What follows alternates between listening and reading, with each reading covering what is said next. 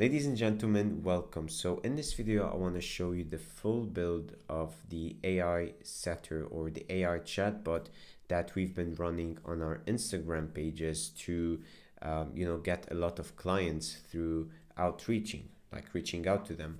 And this AI chatbot or DM setter, which I like to call it, has booked us over well over 800 calls and generated us over 40K in revenue over the past almost 7 months. We launched it on April 12th, and today is November 12th, right? So I want to show you like the full backend and the tools I use to build it and all that. But before I do so, I want to mention if you've been watching my channel, and by the way, if you're not, you can, skip this part or you can continue to understand more about what this channel is about and what I'm aiming to make it about. So if you've been watching my channel, you can see that most of my videos are things that are philosophical when it comes to entrepreneurship, like the mindset aspect, the routines, the energy, and everything that has to do with the mentality as an entrepreneur.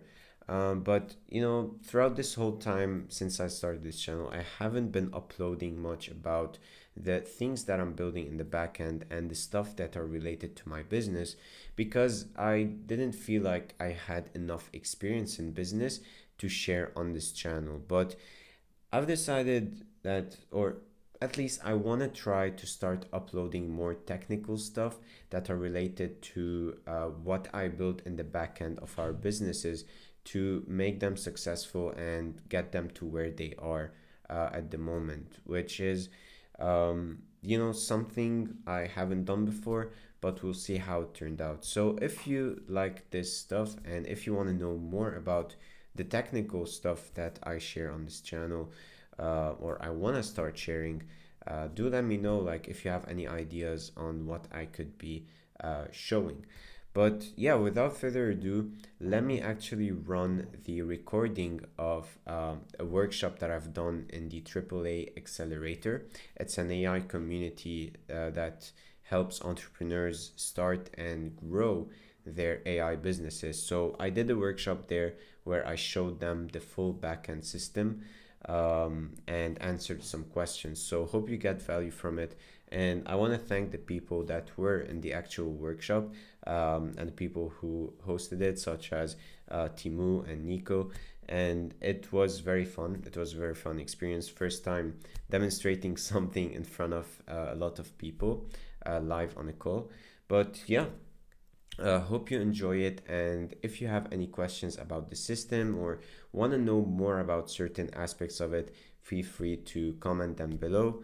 And I'm happy to, gain a lot of ideas and also share them on this channel. At the end of the day, my goal is to provide as much value as possible to entrepreneurs like myself. And if that's the way to do it, then I'm open. So yeah, enjoy it. Can you guys see my screen? Yep. Yeah. All right, awesome. So the first software that I use is ManyChat. It's an official Meta partner with Instagram, and so everything we do to connect my software with Instagram is through ManyChat. Now, as you can see in front of me, this is a chat that has happened, and I just pulled it out randomly. And if we go through the beginning of it, we can find that here it is. So basically, with our Instagram business, we reached out from our page to this guy, with this outreach message. We're telling them that we're loving their content and asking them if they would like to connect, and so when they respond, actually, this is a message that we've sent, but after they respond, it's where AI takes over and starts building rapport with them. So we can scroll, you can see all of the backend stuff that's happening. This is all with the automation that I'm gonna show you. But this is where AI starts responding to the lead and talking on behalf of Sherbul, who's my business partner, and he's currently taking care of like the Instagram business. I'm taking care of the technical side of it. And so it starts building rapport. Hey, it's Cheryl from Lebanon. How about you? And then they respond, nice to hear. I'm from Sweden. I'm good, thanks. Awesome. Sweden sounds amazing. I've seen beautiful places online. What's life like there? And what do you usually do? So here they reveal, like they respond normally, thinking it's a human speaking with them. Yes, it's a beautiful country, but half of the year it's cold for me. I think, Nico, you can relate to this guy, right? I can indeed. So yeah, it's a beautiful country. Half of the year it's cold, very expensive. No, no, no. So all this, rapport building stuff. Okay, cool. Totally get that. The cold can be a bit much. I've been playing football for over a decade now, so I enjoy staying active. I also love networking with other entrepreneurs and talking about ways to improve our skills and mindset. How about you? What do you enjoy doing outside of work?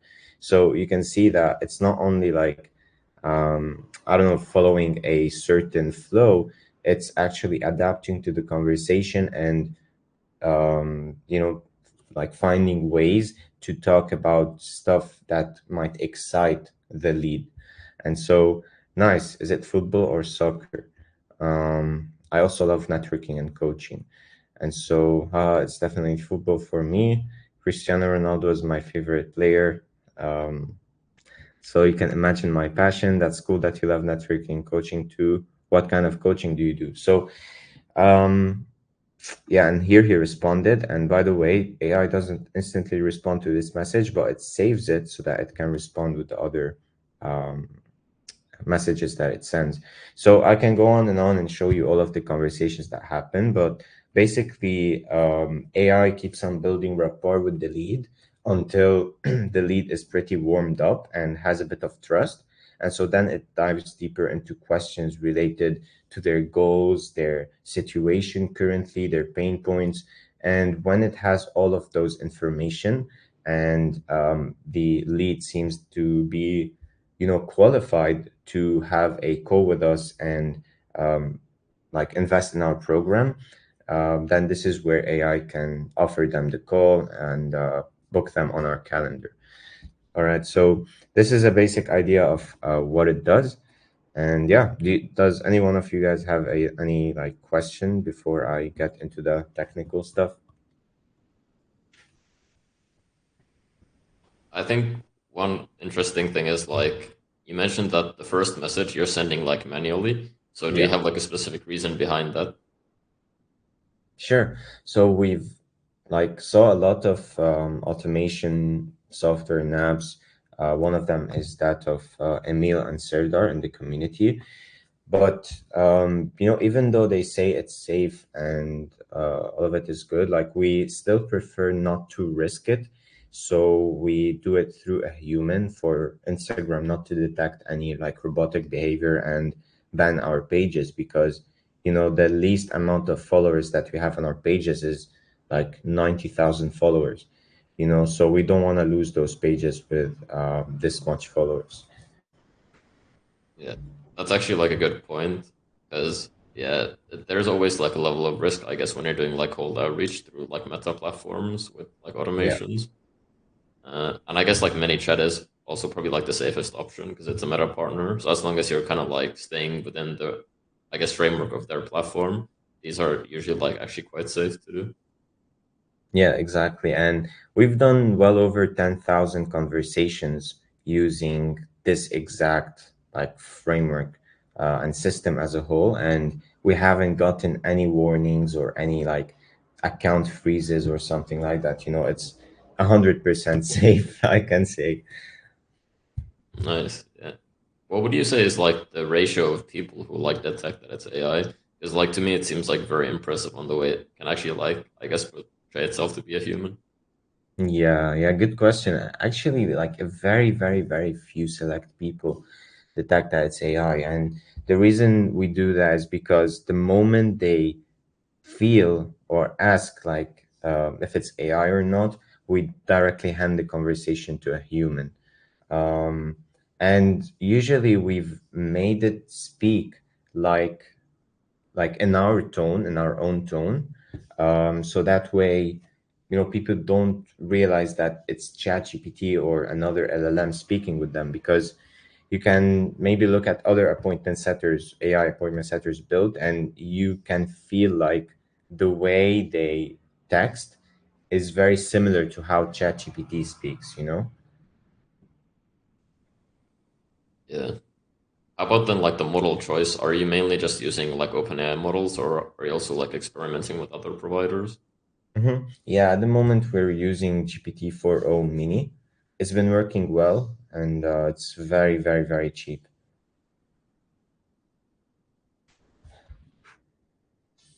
I've got a question on that. I'm curious, how come you use GPT and not Claude for copywriting stuff? I see your like outputs; they're very impressive. I haven't seen anything like it, which is what makes me wonder because I don't get these. Yeah, to be honest, I've never experimented with Claude. I might do so. But yeah, at the moment, it's like I've built all my prompts on the OpenAI LLMs, so I got familiar with them, and as long as they're working, I'm happy with it. And right now, I'm like diving more into fine tuning to make it even better. So I'm experimenting with it. Maybe we'll let you know, guys, like how it turns out. I'm in the talks with Timu and getting advice from him on how to fine tune them and stuff like that. But we'll see. Yeah, the outputs are really impressive. I very rarely do I see something like this. I know a lot of people use AI for outreach. I see a lot of it on my coaching calls, but not to the kind of conversational intelligence that this is. That this is actually impressive. Very cool. Thanks, and yeah, it has been trained on like the frameworks and the ways of thinking that we do when doing appointment setting. So it kind of follows our trajectory.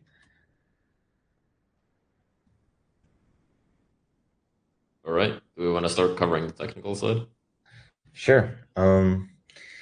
So this is the flow on ManyChat. Now I'm looking to make this like a few couple of steps and make most of it in the backend on like a custom code. But for now, this is the main flow that I'm using. I'm gonna go through it very quickly.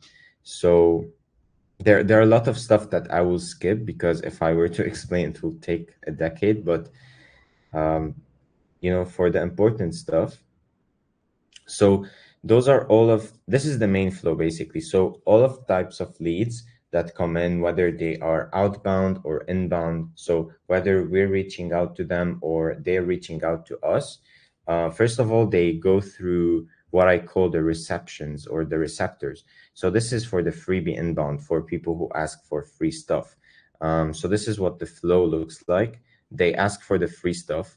We tag them as freebie requested, and then we check whether or not they're actually an outbound, inbound, or whatever lead, so that we don't mix up the frameworks. And then we send them a message. So I think this is the main message.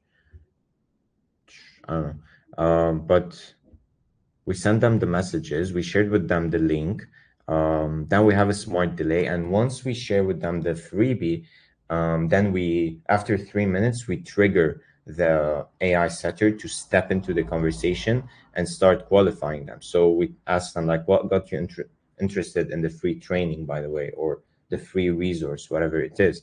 And from there, here it is. So if they respond, then the next step would be to assign like a lot of variables and info to this user. So here it is. So set the follower count, the stage, the page. So all of those stuff, we throw them to the CRM. So we add them there. We check if the lead is actually a new lead. So if they exist in the CRM or not. And if they're new, then we trigger or we add the tag, which is freebie inbound lead. And from there, then the main flow gets activated. So you can see the connection here. Those are all of the things that trigger the main flow. Now, In the main flow, this is where, the main conversations happen. So check if the lead isn't like closed or halt or has a quote proposed. So this is for safety reasons.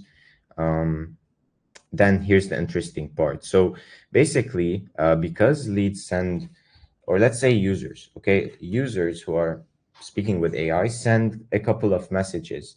Rarely do I say send one message at a time. So for that reason, we have a very simple solution that accepts several messages at a time. So we have this user input block in ManyChat. It accepts the user message without sending them any messages in return. And it saves the user response to user response to this. So I think you can understand the logic here.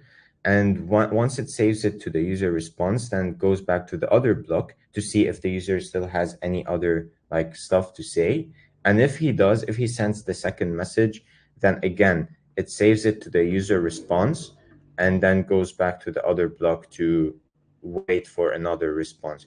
And the logic here is, the first user response is saved, and when it's saved here, so the messages kind of stack up till they form like a paragraph of of all of the messages that the user has sent at once.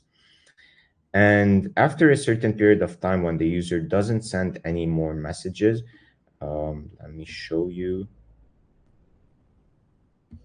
I don't know why it's not coming up, but there's a timer, this one here. Oops. So there's like a, I don't know, 20-second timer. When the user doesn't send any new messages, then we proceed to send over the whole message to the AI to analyze. So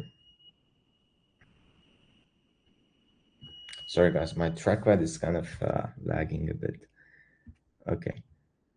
So here we send the response to AI to kind of process it. We wait a bit, and then we check if AI has generated the response.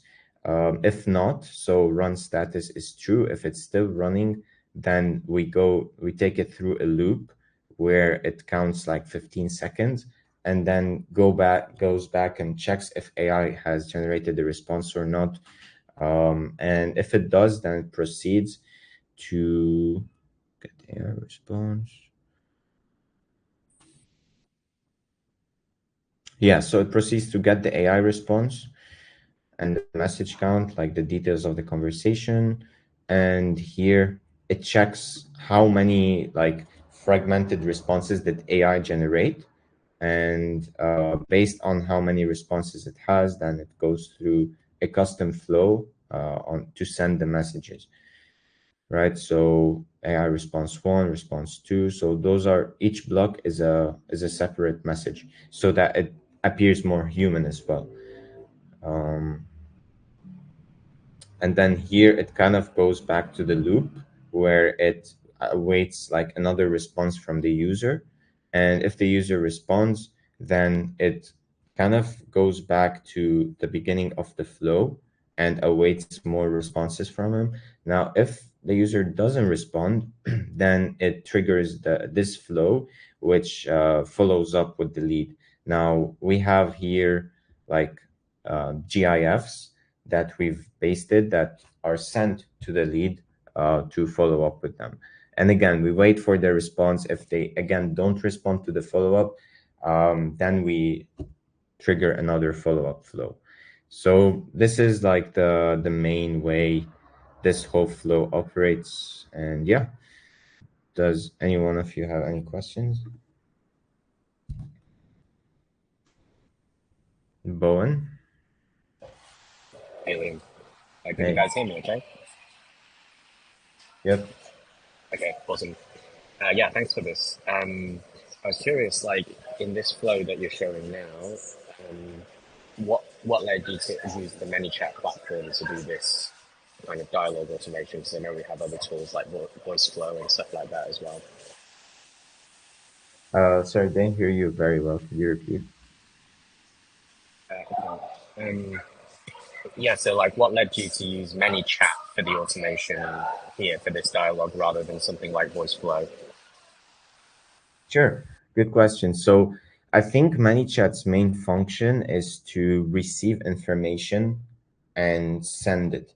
And whether it's receiving information from Instagram or from the automation that I've built in the backend, which I'm gonna show you guys, it's here. So this is like the main software that I use instead of voice flow, let's say. And this is the main like software that communicates with ManyChat back and forth. And so what ManyChat does is it receives the information from Instagram and sends it off to this software. Here, this automation or software processes the information, sends it back to ManyChat, and here ManyChat sends back the messages to Instagram. So it's like the mediator between both the software and Instagram. Does this answer your question? Okay. But then just building on that, like to what extent is there overlap between the flow that you're showing here in ManyChat and the flow that's in N8, N8N? Is it actually a very similar flow? And then, as you say, this is really just a mediator, mainly as an integration with Instagram, or do they both do their own thing? Yeah, so it is the mediator and they work hand in hand.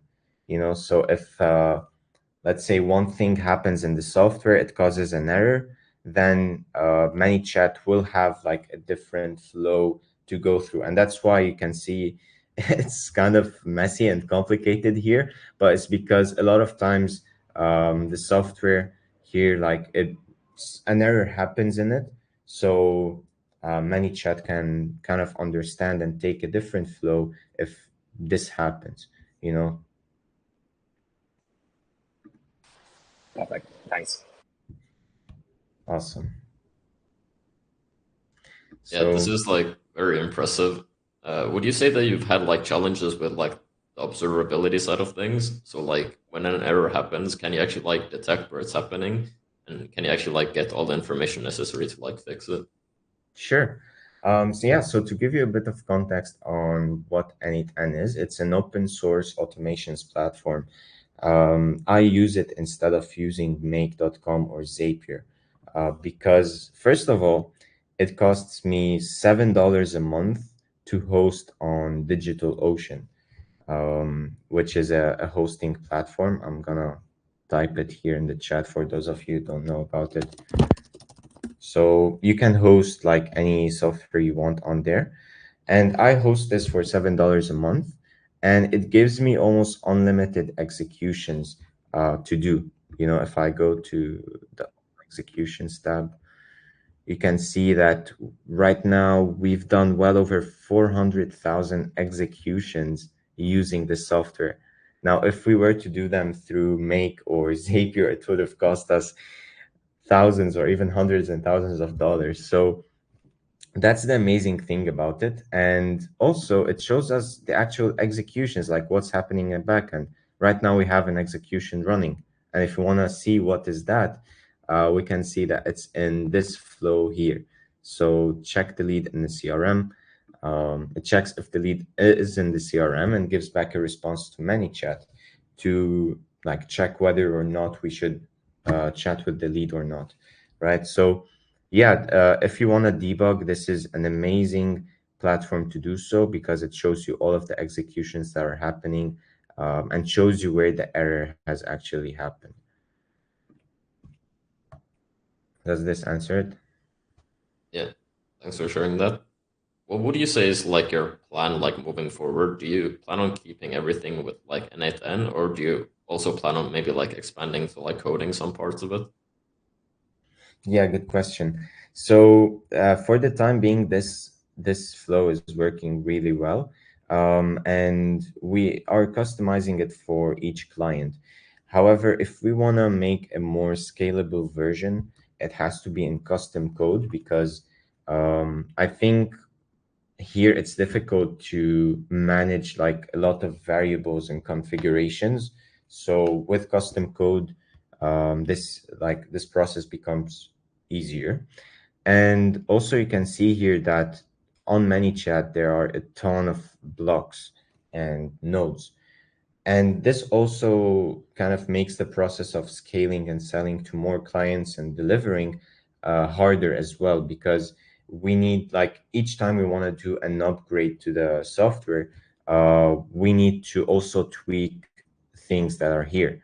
So at the moment, for example, I'm running this exact same software on 3 theme pages for our business.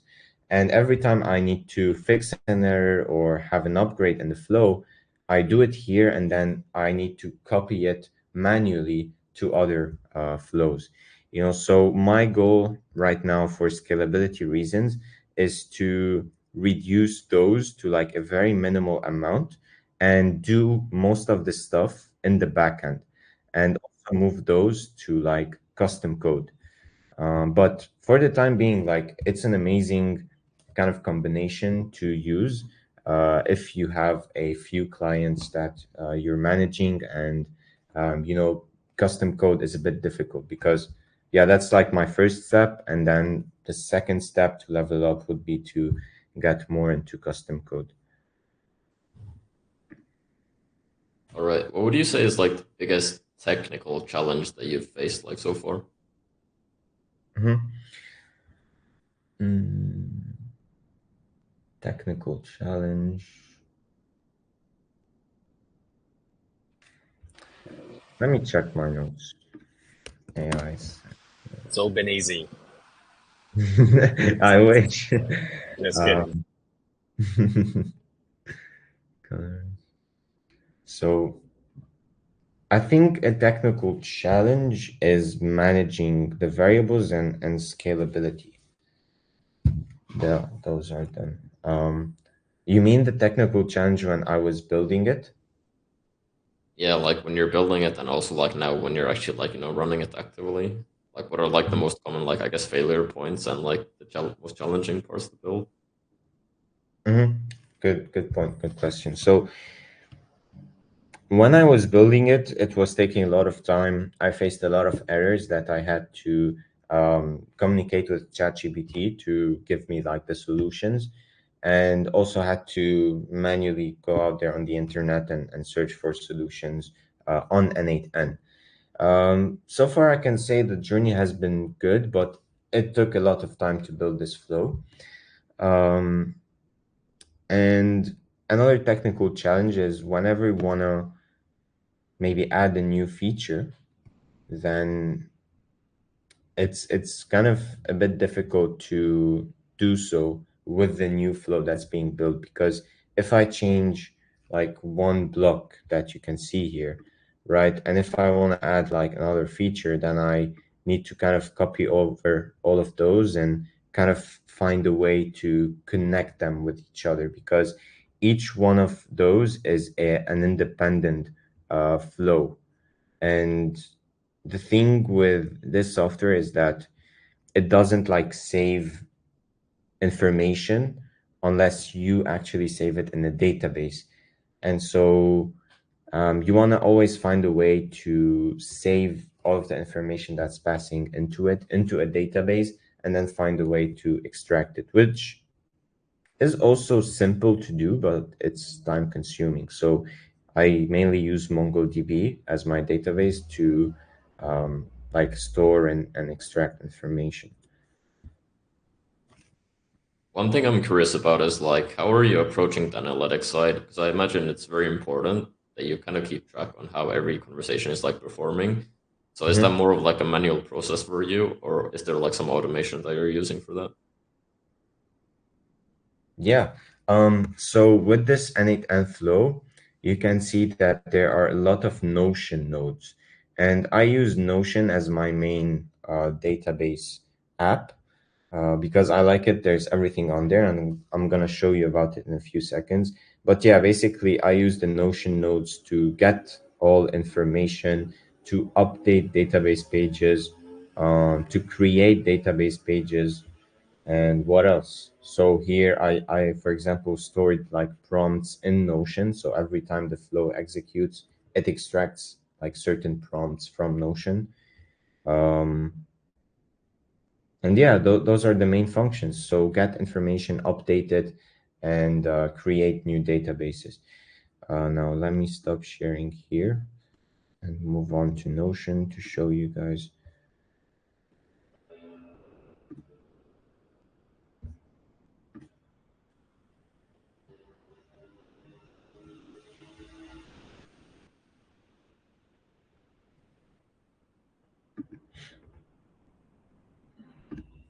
Okay. So this is on the data side of things.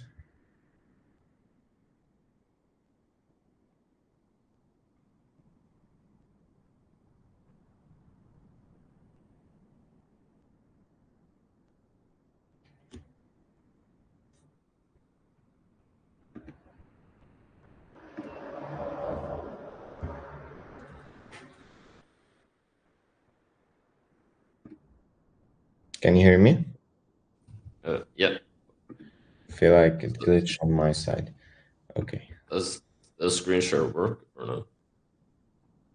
Can you see it? Yeah, there we go. Okay, cool. So this is the CRM, the Client Relationship Manager. It shows all of the people we've contacted so far. We've reached out and had interactions with over 19,000, so almost 20,000 leads. And all of them are saved into this exact CRM. And the information we gather, first of all, their username, when did we do the outreach, what stage of the conversation they're at, what's the convo status, like did they respond, is the conversation active, or is AI following up, or are they closed? And then we have the fallback status. So this is whether AI should stay active or it should halt, and the human should step in. This is the page we're reaching out from. So this is a big page we have. You can check it out. We have the lead type. So that's outbound. We also have freebie inbounds, demo inbounds. We also collect form leads. So leads who submit a form. Number of follow-ups that happen, message count, so how many messages have been kind of sent back and forth through the AI and the human lead himself, the follower count of the lead, the outreach message that we've sent, so that once the lead replies, then this outreach message is extracted and is fed into the context of AI so that it can know that, okay, this was the outreach message that was sent. This is how the lead replied to the outreach message. Then it decides how it should continue the conversation. And then we have the fallback reasoning. So this is why AI should stop the conversation or should continue. We have the response date as well. Now those leads are new. I don't know if the appointment setter that's working with me has reached out to them or not. Seems like he hasn't yet. But if you want to check out leads who already like responded or are active, let me scroll down and maybe find some so that you can see like the information. So those are a ton of leads. We do around 150 outreaches a day. Okay, so you can pretty much see that we've booked 1, 2, 3. So those are around 3 consecutive booked calls that we've gotten. We've reached out to them yesterday. And if you want to check out their info, so the conversation is healthy and progressing well. The prospect has expressed a strong interest, etc. So this is what the fallback reasoning looks like, and you can see their follower accounts being stored. But yeah, this is the CRM. This is what it looks like. This is the information that we gather, and all of this is done with the help of N8N. Nice. What would you say is like your kind of end goal with this solution? Is it to kind of productize it into like a proper SaaS platform, or is it mainly just going to be like a thing that you just resell to like every client, like individually? Yeah. So I think the first step is to maximize like our B2B clients to make it more of a high ticket offer and sell it so that we can have a good communication with the client and take feedback from them and iterate on this software. And with time, hopefully, we can make it very scalable and more of a SaaS product that any business owner can just log into it, um, put their like conversation history so that AI can reverse engineer their frameworks and everything it needs to know.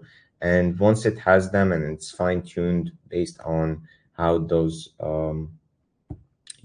customers want them, then it can go on there and be used in their own account. So I think it's a big vision, but we're taking it step by step for now.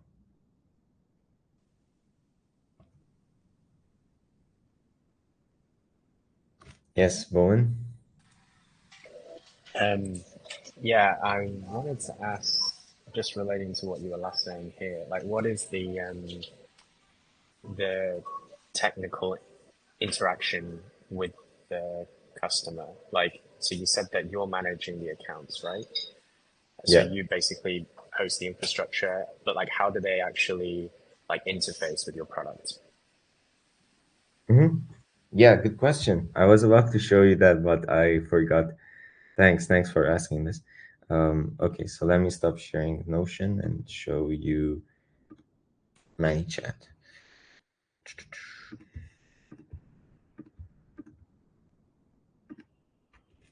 All right. So if you go on to ManyChat again, in the live chat, I've made it in a way such that the appointment setter or the business owner who's using the software can use it directly on there. And so let's say this conversation is progressing. And here, for some reason, the lead has mentioned that, I don't know, they are broke or they don't have it as a priority for them to grow their business, which instantly disqualifies the lead. And what I wanted to show you is that I also use Flowwise to build my main chat agents and LLMs. And what we have is the main AI setter. So this is the AI that's responsible for doing all of the appointment setting. Then we have the fallback system. So this is another AI agent that supervises the conversation and looks for points or clues of the client mentioning something, and maybe this thing can indicate that the client is unqualified. So the fallback system is responsible for deciding whether the conversation with this lead should continue, like between him and AI, or it should stop and be handed to a human. And so this is the fallback system. And then we have the stage transitioner. So this is because it's difficult to fit all of the framework of appointment setting into one prompt. We've dissected it and divided like the frameworks and the stages into several prompts. We have first of all the building rapport stage, we have then the GPS stage, and finally the booking the call stage. So this AI here is responsible for shifting between the stages that need to be done. Now, back to your question, this is for some context to give you. So let's say the lead said something that's maybe toxic or they are unqualified, then the fallback system will stop the conversation and hand it to a human. Now, to hand it to a human, let me stop sharing here and share my actual like screen. Okay, so once the conversation is handed to a human, then if you want to go to Notion, what I've done here is also a place for my setter to check out what tasks he has. So for the second follow-up, which is done after 24 hours, we do it manually because there's a rule in Meta that you cannot send any messages if the lead hasn't responded within 24 hours. So we do the second follow-up manually. The setter, all he has to do is check out this task hub, click on this ManyChat link, go on there to send the second follow-up, or revise the convo. So this is the most, repeated task. This is when the fallback system gives the conversation to the setter to check it out. So he checks out what tasks he has for the day. And let's say he has to revise this convo. So if we are to go to this link, it's redirecting me to the wrong. Okay, so again, if we click on this link, it will redirect me to ManyChat so that I can check this conversation as a setter. And you can see here the tag edit is halt. So this means the AI setter gave the conversation to the human. And if we want to check out why, all we have to do is scroll. Sorry, bro, I can't share my identity. So we get a lot of those leads. And, this is a red flag. If someone doesn't want to share their identity, then how are we supposed to offer them a high ticket program? So instantly we prompted AI to stop the conversation with these types of leads. Now, let's say we checked out the conversation and everything is normal, like AI just stopped for some reason that isn't good. Then what we can do is go on to this section here in the tags, and click on this action buttons folder, and we get three options. If we want to re-engage AI in the conversation and allow it to continue it like nothing has happened, we click on the re-engage tag and it will continue the conversation with the lead. If we want to manually close a conversation with the lead that's happening, we put the close tag and AI will not respond anymore to anything. And the reboot button is when, for some reason, like an error happens in the beginning of the flow, and we need to kind of reboot or restart AI to continue. Like it kind of resets all of the flows and restarts the conversation. So those are like the main three action buttons. And if the setter wants to send any message, he can do so using the UI of ManyChat. So yeah. So I guess like the main thing that the user would see is like the ManyChat interface and then also like the Notion board. Yeah, exactly. Exactly.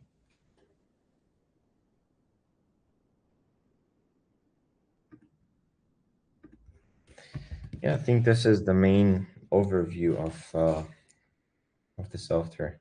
I don't know if any one of you guys has any questions, guys or girls.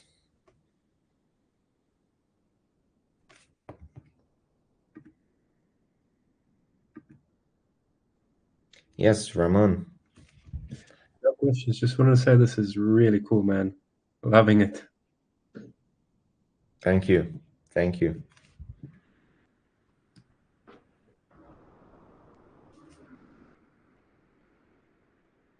Yes, Bowen. Me again.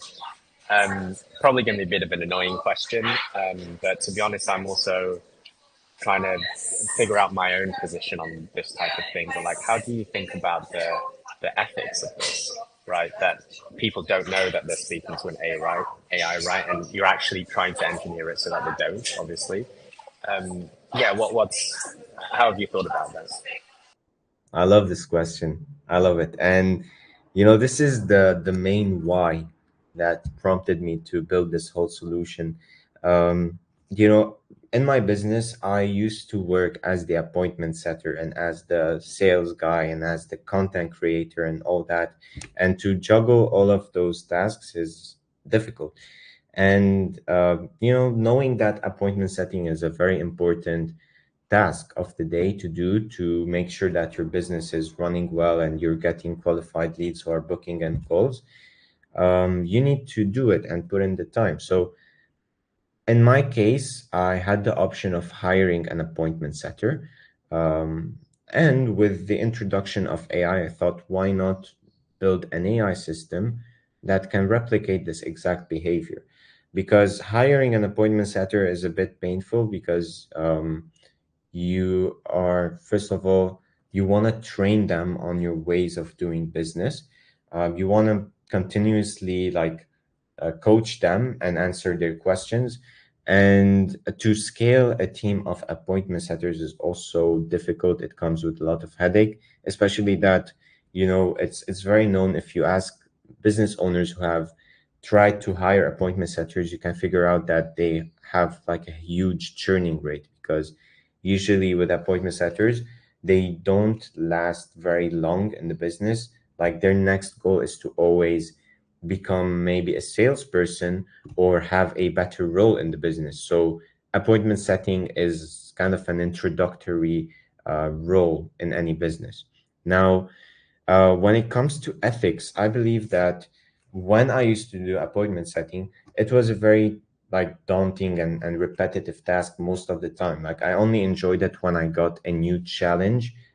Someone said something new that I've never seen before. This is when I got excited and wanted to search for solutions and ask my mentors and all that. But like 90 or 80% of it is just repetitive. And I think having AI doing this job instead of a human is like a nice thing for humanity, because you're basically saving humans more time to do more advanced and creative stuff instead of just repeating and sending the same messages over and over again. So I think with that, if this solution is able to be scaled, which will happen. Um, like in the macro perspective, it will save a ton of time and energy for human appointment setters to do more innovative tasks. That's my perspective, or how I see it.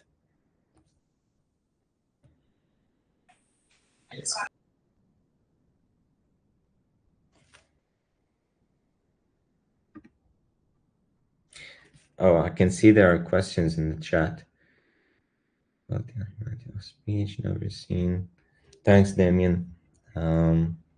Yeah, it's the quality and humanity of the speech is something we kind of focused on a lot when building the solution. Which company Johannes is asking? I don't understand this question. Impressed that Notion DB can handle so many records. Yeah, it can. It's amazing. Question, is Notion secure enough to store this much personal info? To be honest, I don't know. Like, I haven't been asked this question by any of the clients before, so I just use it. And if that's the case, then there are like other DBs that I can use, such as Airtable, I guess. And to kind of hook up the automations for this is very simple. Like all I have to do is change the nodes in init-n from Notion to Airtable, let's say, and I think it's a problem solved. Your Notion setup is amazing. Thanks. Could you go into more details of how you're capturing the data? Sure. So to capture the data, if I want to go back to init-n again, 1 second. So yeah, the Notion nodes are the ones responsible for sending off the data. So let's say I want to update a certain database, then all I have to do is, of course, insert the credentials, what's the operation, the database, page ID, and from there, like this is normal to show, but basically this is responsible for updating the message count. So it just updates it by 1. And the same like applies to all of the other nodes here. Very impressive. Thank you. Thank you, Mariana and Alexandra. So yeah, I guess this is it. Timu, do you have anything to add? Seems like there's one more question. Yeah, Ramon, go ahead. Yeah, so just a quick one. So what made you sorry, I did join late. You might have already covered it. But what made you decide to use init-n instead of something like make? Yeah. So as I mentioned, no need to share my screen. So I'm using init-n because first of all, it's very cheap. So I host it for $7 a month on a platform called DigitalOcean. I'm also gonna send you guys the docs so that you can follow it and install it if you need. So 1 second. All right, so those are the docs that I use. There's simple step-by-step on how to install it. And so it cost me $7 a month to host on DigitalOcean. And so far we've done over 400,000 executions within a couple of months. If you were to do those on Make or Zapier, it would cost you a ton of money.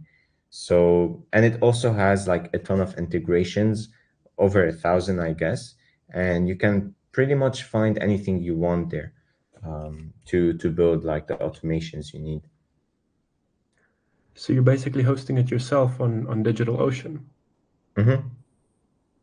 And is there no licensing concern with that? Because I think the specific license in their GitHub, if I recall correctly, says you can't use it as like a main part of your product without paying them or something along those lines. Yeah, I remember checking that, but I think as long as you don't share the backend, for example, I think you're good. But to kind of deviate from this problem, I'm looking to move it to a custom coded solution. So this won't be a problem later on as I scale. But in the beginning, I don't think it's a big problem if you're just an agency and serving a couple of clients. Gotcha. Cool, that makes sense. But this is a really cool solution, man. Very well done. Thank you. Thank you. Cool. Yes, I have not tried and white, and I use PipeDream, which I love because you can integrate as much code as you want. It's also cheaper than Make because it costs by time of execution, not by operation. But I know if you have tried both platforms, how you compare them. I just try a bit N1N. What I didn't like is to connect things like Google Sheets, so you have to do all the Google nightmare authentication, but well, is one time. So as a developer, I like to be able to integrate code. So PipeDream is really good, but the advantage of that, it's cost really nothing. So I'm tempted to try it. So I don't know if you tried both platforms and if you can compare them. Yeah, for sure. I used to, first of all, I used Zapier, then moved to Make, and then moved to N8N. So I've kind of experienced them all, and they're very similar. I get where you're coming from when it comes to integrating your Google account. Now, it can be a bit of pain in the beginning, but I think it's a very good, it serves you well in the long term. And I used to use Sheets and Docs and all that, but I figured that I ran into limits when using them. So that's why I moved mostly everything to Notion, because Okay.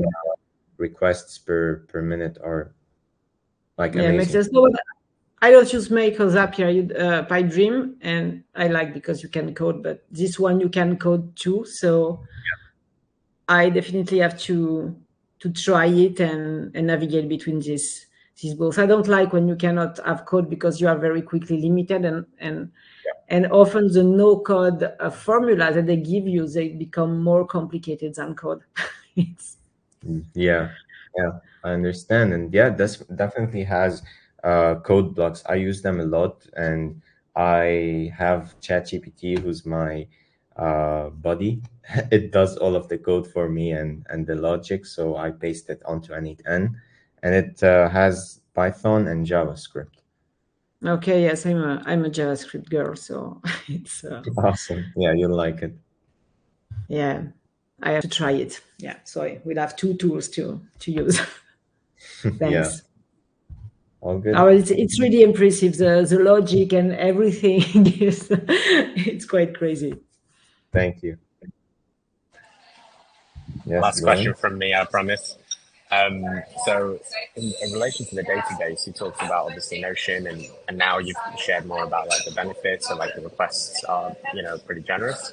But you also mentioned MongoDB that you use as well. So like why do you have two databases? what do you use each one for, and why not just use Notion, for example? Yeah. I can use MongoDB to store like the client information and all that, but I don't know if it has a good UI to manage it.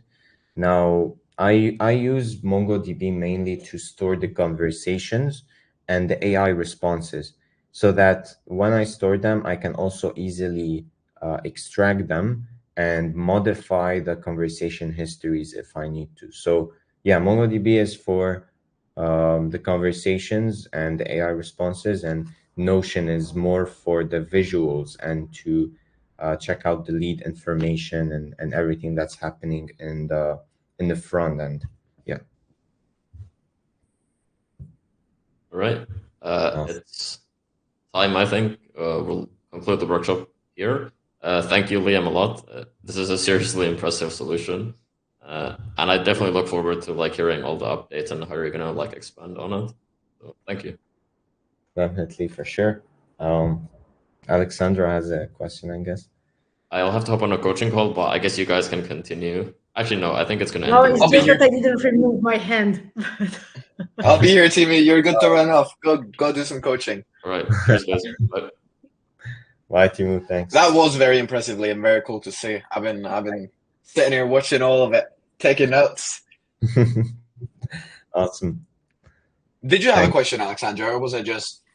No, it just was my hand that stay like that. And I hear ya. Nikolai, I look forward for your new course, etc. Because as you know, I'm going to begin cold outreach and I'm turning creative with the marketing part. You know. Yeah, no, it's gonna be really good. Still working on it. I'm spending a lot of time on it, so it'll be done soon. Hopefully, the next. I don't want to give any promises. I'm not gonna say when. Oh, I always mess that up, but it'll be out soon.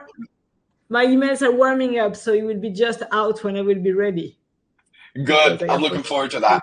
Thank you, Liam. Thank you for showing up. No one's got any more questions, so let's wrap it up here. Very impressive. I gotta say, especially the way you conversate. That's impressive. I haven't seen anyone do it. I've tried it myself. I gotta be honest. Even with the expertise I have, apparently I don't have the expertise on AI to make it work like that. Because I've tried to make a lot of conversational models like this to be able to help us with like reply answering, which is another great use case for having such a good conversational model, which is just like we haven't been able to do it. So I still hire people to do it. But very cool. Thank you for coming, everyone. This is going to be live on Friday, Liam. So I'll connect with you on DMs on everything. But we're going to put the workshop up. It'll be live on Friday. Thank you, everyone, for showing up. Thank you, Liam. I'll see you guys in a bit. Bye. Thank you, guys. Cheers. All right.